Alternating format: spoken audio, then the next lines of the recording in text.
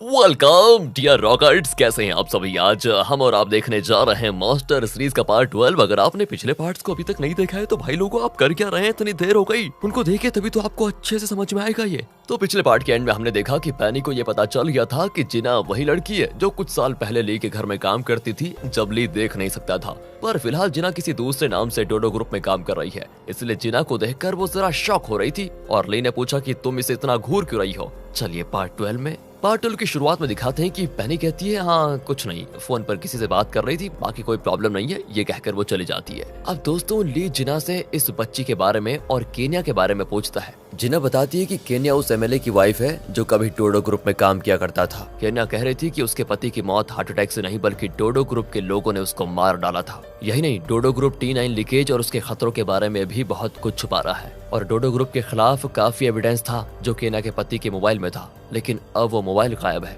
सच को सामने लाने के लिए केन्या बहुत ही मुश्किल लड़ाई लड़ रही है और बहुत दुख की बात है कि उसे कोई सपोर्ट नहीं कर रहा। इसी सिलसिले में पूछताछ करने हम उस विटनेस के घर गए थे, पर वो भी एक्सीडेंट में मारा गया। बस तो दोस्तों ली अब उस मोबाइल की इंपॉर्टेंस को समझ जाता है। पैनी अपने असिस्टेंट से कहती है कि देखो किसी भी हाल में ली को जिना की असलियत पता नहीं चलनी चाहिए, क्योंकि जब तक उसके अंदर बदले की आग है तब तक हम जी भर के पैसा कमा पाएंगे। अगर उसे पता चल गया कि जिना ही वो लड़की है जिसे वो ढूंढ रहा है तो उसका ध्यान भटक जाएगा और फिर हमारा मकसद कभी पूरा नहीं होगा। असिस्टेंट भी कहता है कि ठीक है मैडम, मैं इस बात का ध्यान रखूंगा कि जिना हमेशा ली को चैंगी समझे और ली भी कभी जान ना पाए कि ये वही लड़की है जो मेरे ऑफिस में कभी काम करती थी। लेकिन दोस्तों उसकी ये आखिरी बात को ना जिना का भाई पकड़ लेता है और बार बार यही दोहराता है कि चैंग की असली आइडेंटिटी कभी जिना को पता नहीं चलेगी, चैंग की असली आइडेंटिटी कभी जिना को पता नहीं चलेगी। चलिए आ जाइए, अब ली को दिखाते हैं तो जेजे उसे कॉल करता है तो ली उससे मिलने जाता है। वहाँ पता चलता है कि जेजे ने डोडो ग्रुप और नाथन के खिलाफ सारा एविडेंस जो ली ने कलेक्ट किया था ना, वो सब चार्ल्स के हवाले कर दिया था जो कि डोडो ग्रुप के कॉम्पिटिटर का लॉयर है। ली बिल्कुल हैरान होता है कि जेजे ऐसा क्यों कर रहा है। तब जेजे ली से पूछता है कि बॉबी के उस लॉकर में क्या तुमने एक मोबाइल देखा था। ली तो सच बता देता है कि हाँ देखा था और शायद उसमें T9 के बारे में सारी डिटेल्स थी। अब ली कंफ्यूज होता है कि जेजे नाथन को इतनी बुरी तरह फंसाना क्यों चाहता है। तभी चार्ल्स कहता है कि एविडेंस के आधार पर मैं जल्द ही नाथन को अरेस्ट करवा दूंगा। यहाँ से दोस्तों ली जेजे को उसके घर छोड़ने चाहता है और लगता है उसने खूब पी रखी है। ली पूछता है एक बात बताइए ना, आप वैसे नाथन को अरेस्ट क्यों करवाना चाहते हैं। जेजे नशे में कहता है कि उसने ऐसी गलतियां की है और उसे उन गलतियों की सजा भुगतनी ही तो होगी। दोस्तों ली ना उसकी सारी बात को रिकॉर्ड कर रहा था। बट सर आप जो कर रहे हैं वो क्या डोडो ग्रुप के साथ गद्दारी नहीं है। कैसी गद्दारी, कुछ दिनों में तो डोडो ग्रुप मेरा हो जाएगा बेटा, फिर तुम देखना। यहाँ से दोस्तों ली जेजे को घर छोड़ देता है और फिर उस रिकॉर्डिंग को बार बार सुनता है कि ये सब करने के पीछे इस जेजे का असली मकसद क्या हो सकता है। यहाँ से सीधा जिना को दिखाते हैं जो अपने फ्रेंड से मिलने आती है। असल में वो एक लॉयर भी था। जिना कहती है प्लीज आप केन्या के पक्ष में कोर्ट में लड़ेंगे तो हम उसे बचा सकते हैं, पर वो कहता है मुझे पहले से पैसों की तंगी है और ऊपर से तुम चाहती हो कि मैं मुफ्त में ये केस लड़ूं। जिना कहती है कि अगर आप ये केस फ्री में लड़ोगे तो सोचिए आपका कितना नाम होगा। पर वो कहता है कि नाम कमा कर मैं क्या करूंगा, उससे 2 वक्त की रोटी थोड़ी ना मिलेगी मुझे, मैं नहीं लड़ूंगा ये केस। अगले दिन की बात है, जिना ऑफिस में जाती है और लिफ्ट के लिए वेट कर रही होती है। तभी नाथन आता है और जिना को सर से पैर तक अजीब नजरों से देखता है और कहता है कि आज तो तुम वाकई काफी स्मार्ट लग रही हो। ये सारी चीज दोस्तों दूर से एंड्रयू देख रहा था। अब नाथन अपने असिस्टेंट से कहता है कि सुनो मुझे एक लेडी सेक्रेटरी की जरूरत है ना, जिना को तुम वो जॉब दे दो। पर असिस्टेंट कहता है कि सर आपकी तो पहले से एक सेक्रेटरी है। वो भी कह देता है कि तो उसको हटाओ, जिना को वो जॉब दे दो चुपचाप। जिना भी घबरा कर कहती है नहीं सर मुझे सेक्रेटरी बनने में कोई इंटरेस्ट नहीं है। और दोस्तों जैसी लिफ्ट आती है तो नाथन और उसका असिस्टेंट अंदर चले जाते हैं। जिना नहीं जाती पर नाथन जिद करके उसको अंदर बुला लेता है। जिना की तो हालत खराब होती है कि न जाने ये मेरे साथ क्या क्या करेगा। पर लिफ्ट का दरवाजा बंद होने से पहले एंड्रयू अंदर आ जाता है और जिना और नाथन के बीच खड़ा हो जाता है। इस तरह वो नाथन से जिना को बचा लेता है। दोस्तों यहाँ ऑफिस में नाथन को एक शॉकिंग खबर मिलती है कि डोडो ग्रुप के केमिकल प्लांट का इंस्पेक्शन होने वाला है। नाथन तो गुस्सा हो जाता है कि बिना नोटिस भेजे कौन इंस्पेक्शन करवा रहा है ये, और कौन सर, आपकी लाडली बहन का क्या कराया है ये सब कुछ। नाथन तुरंत सिंडी से मिलने जाता है कि वो मेरे काम में टांग क्यों अड़ा रही है। वहाँ सिंडी मीटिंग में बैठकर अपने पिक्स पर आए कमेंट्स को पढ़ रही होती है। कुछ लोगों ने नेगेटिव कमेंट्स दिए होते हैं तो वो उठकर कहती है कि मुझे पता लगाना है कि वो कौन लोग हैं जो मुझे ऐसे नेगेटिव कमेंट्स दे रहे हैं। इतने में नाथन आकर अकड़कर पूछता है कि तुमसे किसने कहा कि डोडो ग्रुप केमिकल्स का इंस्पेक्शन करवाना है। वो कहती है किसने कहा, इसमें तुम इतना डर क्यों रहे हो, इंस्पेक्शन तो एकदम नॉर्मल बात है, कहीं तुम कोई खतरनाक केमिकल्स तो नहीं यूज कर रहे या फिर कोई काला धंधा करते हो, तुम क्या करते हो तुम। नाथन कहता है थोड़ा हड़बड़ा के मुझे किस बात का डर, मैं तो ईमानदारी से अपना काम करता हूँ। हाँ तो ईमानदारी से करते हो तो अच्छी बात है ना, फिर तो अभी इंस्पेक्शन होगा, अभी। ये कहकर वो मोजो से कहती है कि अभी के अभी इंस्पेक्शन की तैयारी करो। मोजो भी मान जाता है दोस्तों। नाथन तो बहस करने लगता है कि जल्द ये कंपनी मेरे नाम हो जाएगी, तब देख लूंगा तुम्हें। अरे वाह, कंपनी तुम्हें देखकर मैं क्या अंगूठा चूस कर बैठी रहूंगी,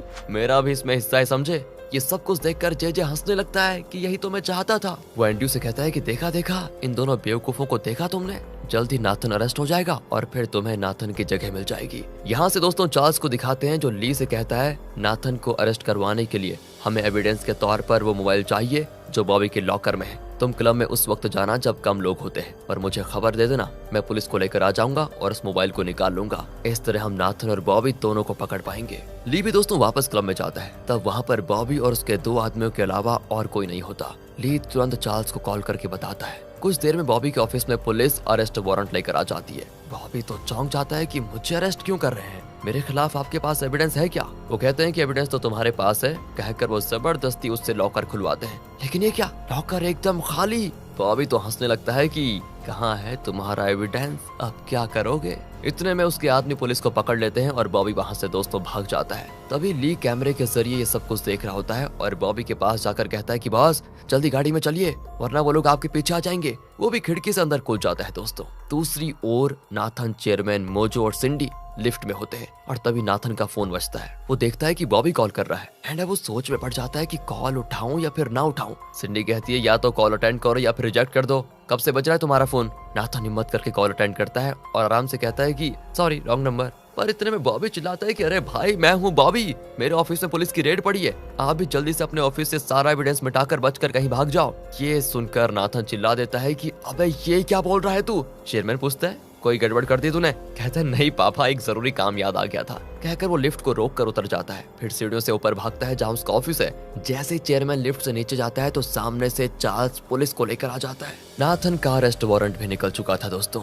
वो चेयरमैन को बताता है कि आपका बेटा नाथन कई इलीगल बिजनेसेस करता है, उससे पैसे कमा रहा है वो और T9 केमिकल को अपने प्रोडक्ट्स में यूज कर रहा है। चेयरमैन तो बिलीव ही नहीं कर पाता कि उसका बेटा ये सब कुछ कर रहा है। फिर वो अरेस्ट वारंट को लेकर नाथन को पकड़ने ऊपर आ रहे होते हैं। इसी बीच नाथन अपने ऑफिस जाता है और इलीगल बिजनेस और काले धन के सारे डॉक्यूमेंट्स वगैरह को डिस्ट्रॉय करने लग जाता है। उसका असिस्टेंट तो कुछ बॉन्ड पेपर्स भी शेडर के अंदर घुसाने वाला होता है, तो नाथन कहता है इसे मत डिस्ट्रॉय करो, इन लोगों ने अभी तक मुझे पैसे नहीं दिए इसलिए इन्हें संभाल कर रखो। असिस्टेंट कहता है कि पागल मत बनो सर, अगर इन्हें डिस्ट्रॉय नहीं किया गया तो बुरी तरह फंस जाओगे आप, कहकर वो उन्हें भी डिस्ट्रॉय कर देता है। फिर लैपटॉप के सारे फाइल्स डिलीट कर दिए जाते हैं। इतने में दोस्तों चार्ल्स पुलिस को लेकर आ ही जाता है। फर्श पर कागज बिखरे पड़े होते हैं, पर नाथन वो एकदम कैजुअली बैठकर कहता है कि ओह सॉरी, मैं अपने कमरे की सफाई कर रहा था, मुझे नहीं पता था कि आप लोग आने वाले हैं, वैसे अचानक हुआ क्या? चार्ल्स कहता है ये रहा तुम्हारा अरेस्ट वारंट, कहकर वो नाथन को अरेस्ट करके लेकर जाते हैं। चेयरमैन चार्ल्स से कहता है कि देखो अगर मेरे बेटे ने गलती की तो उसे सजा जरूर मिलनी चाहिए,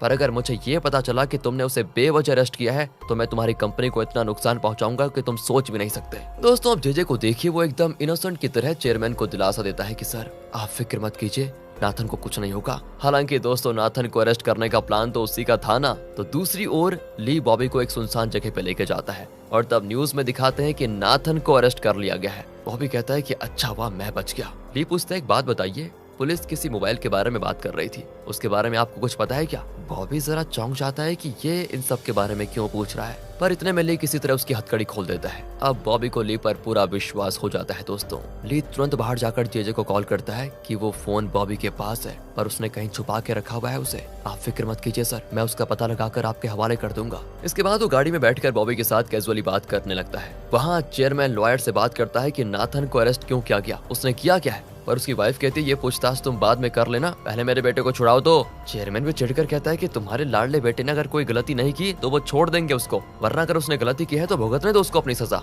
वाइफ कहती है क्या कह रहे हो आप, आपका इकलौता बेटा है वो और उसके लिए आपको जरा भी फिक्र नहीं है। अगर आप लोगों ने कुछ नहीं किया तो मैं अपने भाई से मदद मांग लूंगी। दोस्तों इनका भाई कोई और नहीं, पॉलिटिशियन नेल है। चेयरमैन तो उसी समय उसको डांट देता है कि सुनो मेरी बात, उससे इस मामले में घसीटोगी तो मुझसे बुरा कोई नहीं होगा, समझी, चुप हो जाओ। यहाँ से अब जेजे एंड्रयू से कहता है कि देखो देखो पुलिस नाथन को इंटरोगेट कर रही है, T9 लीकेज के केस में हमने केन्या को भी फंसा दिया और हमारा प्लान एकदम सही चल रहा है। एंड्रयू तो शॉक पे शॉक हो जाता है और पूछता है क्या T9 लीकेज आपने करवाया था? जेजे कहता है कि हाँ बिल्कुल, ये मेरा बॉडीगार्ड है ना, इसने प्लांट में जाकर उस रात T9 टैंक खोला था। दोस्तों एंड्रयू घबरा कर पूछता है कि आपने ऐसा क्यों किया, इसकी वजह से एक वर्कर की जान चली गई, आपको पता भी है। जे तो हंसकर कहता है कि हमें आगे निकलने के लिए कई लोगों को कुचलना पड़ता है बेटा। जब मैं तुम्हें देखने अमेरिका आया था तब तुमने भी तो अपने सौतेले बाप को मार डाला था, याद है। एंड्रयू कहता है कि अगर मैं उससे नहीं मारता तो वो मेरी माँ को खत्म करने जा रहा था, याद है आपको। उसी तरह बेटा, उसी तरह अगर मैं ये काम नहीं करता तो मैं भी बुरी तरह फंस जाता, और मैं जो करता हूँ हम सबकी भलाई के लिए करता हूँ। दोस्तों अब जे का ये पहलू सुनकर एंड्रयू भी चौंक जाता है। यहाँ से जे अपना अगला मास्टर प्लान बनाता है कि अब हम केन्या के पक्ष में लड़ेंगे, और ऐसा करके वो केन्या को इस केस में इतना बुरा फंसा देगा कि वो कभी बाहर निकल ही नहीं पाएगी। अगले दिन केन्या को दिखाते हैं जो जेल में है। लगता है उसे भी कैंसर है जिसकी वजह से वो टैबलेट्स खा रही होती है। तब जे उससे मिलने जाता है और कहता है देखिए आपके साथ जो हुआ वो होना नहीं चाहिए था, उसके लिए डोडो ग्रुप जिम्मेदार है पूरी तरह से, इसलिए आपको बचाना मेरी जिम्मेदारी है। मैंने आपके पक्ष में केस लड़ने का फैसला किया है, उसके लिए आप इस पेपर पर साइन कर दीजिए बस। दोस्तों केन्या को भी मानना पड़ता है क्योंकि उसके लिए लड़ने वाला कोई और तो था नहीं, पर इससे पहले कि वो साइन करती, जिना का वो दोस्त जो कि एक लॉयर भी है उसकी वहां पर होती है माह सेंट्री। वो कहता है कि मैंने बहुत सोचा है मैडम, और मैं बिना फीस के आपका केस लड़ने के लिए बिल्कुल तैयार हूँ, आप इस पेपर पर साइन कीजिए। अब दोस्तों केन्या को तो पहले से ही जे पर भरोसा नहीं था, तो वो जिना के बताए हुए लॉयर के पेपर पर कर देती है साइन,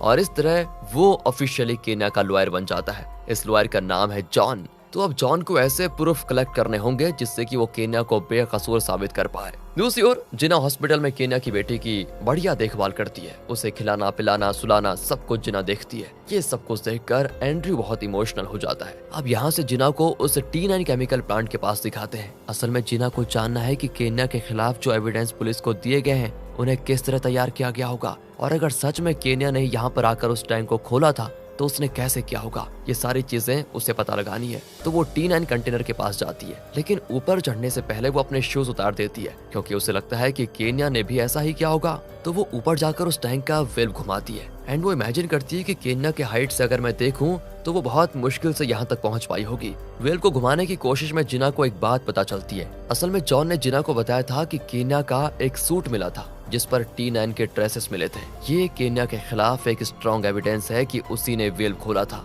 जिना तुरंत जॉन को कॉल करती है कि मैंने पता लगा लिया है, असल में केन्या ने वेल नहीं खोला था। टैंक का वेल बहुत ही हाइट पर है और केन्या की हाइट के हिसाब से बड़ी मुश्किल से उसका हाथ वहां पहुंचा होगा। अगर केन्या ने वेल खोला भी होगा तो लीकेज के वक्त T9 उसके सूट पर नहीं बल्कि उसके मुंह पर लगा होगा। मतलब किसी ने जानबूझकर उसके सूट पर वो T9 का स्प्रे किया होगा ताकि वो फंस जाए। और अब अगर हमने ये सारी चीजें प्रूफ कर दी तो वो इनोसेंट हो जाएगी। इतने में दोस्तों गार्ड की आहट को सुनकर जिना भागने लगती है, लेकिन जल्दी अपने शूज वहीं छोड़कर भाग जाती है। खुशकिस्मती से एंड्रयू जिना को फॉलो कर रहा था और वो जिना के शूज को उठा लेता है। जिना बड़ी मुश्किल से चलकर अपनी कार तक पहुंचती है। तब एंड्रयू और उसके हाथ में अपने शूज को देखकर वो कहती है तुम मुझे फॉलो क्यों कर रहे हो। वो कहता है देखो मुझे कोई शौक नहीं तुम्हें फॉलो करने का, पर तुम हमेशा किसी न किसी प्रॉब्लम में फंस जाती हो। मैं प्रॉब्लम में फंसती हूँ तो तुम्हें इससे क्या है, लाओ मेरे शूज, कहकर वो शूज छीन लेती है। पर दोस्तों उसके पैर पर चोट लगी होती है और खून भी निकल रहा था। एंड्रयू बहुत ही केयरिंग तरीके से उसके पैर को पानी से धो देता है और कहता है थोड़ी देर में दर्द कम हो जाएगा, टेंशन मत लो। जिना को दोस्तों उसका केयरिंग नेचर बहुत ही अच्छा लगता है। वो कहता है ऐसे में तुम कार कैसे चलाओगी, दो चाबी मुझे दो, मैं ड्राइविंग करूंगा। फिर वो कार का दरवाजा खोलता है और यहाँ तक कि जिना को उठाकर कार में बिठाता है। जिना को वैसे तो बड़ा अजीब लगता है कि हमेशा तो ये मुझे डांटता रहता है, पर यहाँ तो इसने कोई दूसरा ही अवतार ले लिया, बहुत बढ़िया। वो एंड्रयू से कह देती है कि तुम ना बाहर से तो बड़ा एटीट्यूड दिखाते रहते हो पर दिल के बहुत अच्छे लगते हो। एंड वो भी अकड़ कर कहता है कि ऐसा कुछ नहीं है, मेरा असली रूप तुमने अभी तक देखा नहीं है। जिना उसको चिढ़ाती है कि तुम बिल्कुल एक छोटे बच्चे जैसे हो, तुम्हें पता है। यहाँ से दोस्तों अब ली को दिखाते हैं जो बॉबी के साथ एक होटल रूम में है। असल में बॉबी शहर छोड़कर भागने वाला है क्योंकि पुलिस को इसके खिलाफ जो एविडेंस मिला है उसके बल पर इसे उम्र भर की जेल होगी। अब वो अपना बैंक बैलेंस वगैरह चेक कर रहा होता है पर पता लगता है उसके सारे बैंक अकाउंट सील कर दिए गए हैं। अब वो एक पैसा भी नहीं निकाल सकता। ली दोस्तों उसे और उकसाता है कि बॉस क्या आपके पास एक भी पैसा नहीं है, क्या हो गया। मुझे तो लगा था कि अगर मैं आपको बचाऊंगा तो आप मुझे ढेर सारे पैसे देंगे, अब मैं क्या करूं बताओ। बॉबी कहता है कि अरे रोना बंद करो, पैसा नहीं है तो क्या हुआ, मेरे पास वो मोबाइल है जिसमें नाथन के खिलाफ इतना अच्छा खासा एविडेंस है। उसी से मैं नाथन को डरा धमकाकर उससे मुंह मांगी रकम ले सकता हूँ। बस दोस्तों, ली को और चाहिए क्या था। इसी बीच ली को कोई कॉल आता है और वो बॉबी से कहता है कि मैंने अपने दोस्त से आपके बच निकलने का रास्ता पूछा था, लगता है वो एक शिप अरेंज करने वाला है, मैं बस उससे बात करके आता हूँ। कहकर वो फोन को लेकर बाहर चला जाता है। यहाँ बॉबी सोच में पड़ जाता है कि मेरे बारे में पुलिस को किसने इन्फॉर्मेशन दी होगी। उसे तो जेजे पर शक होता है, तो वो तुरंत अपने गुंडों को फोन लगाकर कहता है कि सुनो, जेजे को उठा लो और फिर देखते हैं उसका क्या करना है। यहाँ दोस्तों ली जेजे को ही कॉल करता है और कहता है कि मैं बॉबी को शिप में ले जाने के बहाने आपके पास ले आऊंगा, आप उसे पकड़ लेना और वो मोबाइल भी छीन लेना जिसमें एविडेंस है। कहकर वो फिर कमरे में जाकर बॉबी के आगे एक्टिंग शुरू कर देता है कि बॉस, मेरे दोस्त ने चाइना जाने वाले एक शिप में आपका टिकट कटवा लिया है, वहां जाकर आप सेफ रहेंगे, पर जाने से पहले इस मोबाइल का एविडेंस दिखाकर पैसे जरूर ले जाइए, वरना मुझे मेरे पैसे नहीं मिलेंगे, समझ रहे हो ना आप। इसी बीच दोस्तों जेजे अपने घर पहुंचता है, पर तब बॉबी के गुंडे उसको पकड़कर पीट देते हैं, उसे कार में धकेल देते हैं। यहाँ बॉबी किसी को कॉल करता है और बताता है कि मोबाइल उसी जगह पर डिलीवर कर दो। ली पूछता है कि सर, वैसे आपने वो मोबाइल छुपा के कहाँ रखा हुआ है, आप मुझे बताएंगे तो मैं भी कभी उस मेथड को आजमा लूंगा, मतलब आप जैसे बड़े लोगों से मैं कुछ तो सीख पाऊंगा कम से कम। एंड बॉबी भी उससे इम्प्रेस होकर कहता है कि अरे कोई बड़ी बात नहीं है, मैंने उस फोन को ले जाकर एक जगह गिरवी रख दिया है, मैंने उसी को कॉल किया है, वो उस मोबाइल को मेरी बताई हुई जगह पर डिलीवर करने वाला है। इतने में बॉबी के आदमी उसे कॉल करते हैं कि हमने जेजे को उठा लिया। यहाँ बॉबी ली से कहता है कि शिप तक पहुंचने से पहले हमें एक और जगह जाना है, चलोगे? कहकर वो ली को एक जगह लेकर जाता है। ली की लोकेशन को दोस्तों यहाँ चार्ल्स ट्रैक कर रहा होता है और सोचता है कि शिप जाने के बजाय ये कहाँ जा रहा है, तो वो भी ली की कार को फॉलो करने लगता है। अब बॉबी ली को एक बिल्डिंग के पास कार रोकने को कहता है। वहाँ बॉबी के आदमी दोस्तों जेजे को भी लेकर आ गए थे। तब बॉबी जेजे से कहता है कि उस दिन तो बहुत अकड़ रहे थे, अब देखो मैं तुम्हारा क्या हल करता हूँ। जेजे दोस्तों ली को देखकर हो जाता है शॉक। ली की भी समझ में नहीं आता कि वो रिएक्ट करे तो करे कैसे। और यहाँ पर होता है पार्ट 12 का दी एंड। बॉबी ने जेजे के साथ क्या किया, क्या ये लोग बॉबी से वो मोबाइल लेने में सफल हुए, और क्या ली और जेजे बॉबी को अरेस्ट करवाने में सफल हुए? वेल, इन सारे सवालों के जवाब आपको मिलेंगे पार्ट 13 में, जिसका हमें और आपको करना होगा बस एक दिन का इंतजार। अगर आप चाहते हैं कि सीरीज जारी रहे तो बस सीरीज की वीडियो को लाइक और ज्यादा से ज्यादा शेयर कीजिए। मिलते हैं आपसे अगली वीडियो में, ध्यान रखेगा अपना क्योंकि बहुत जरूरी है। And finally thanks for watching.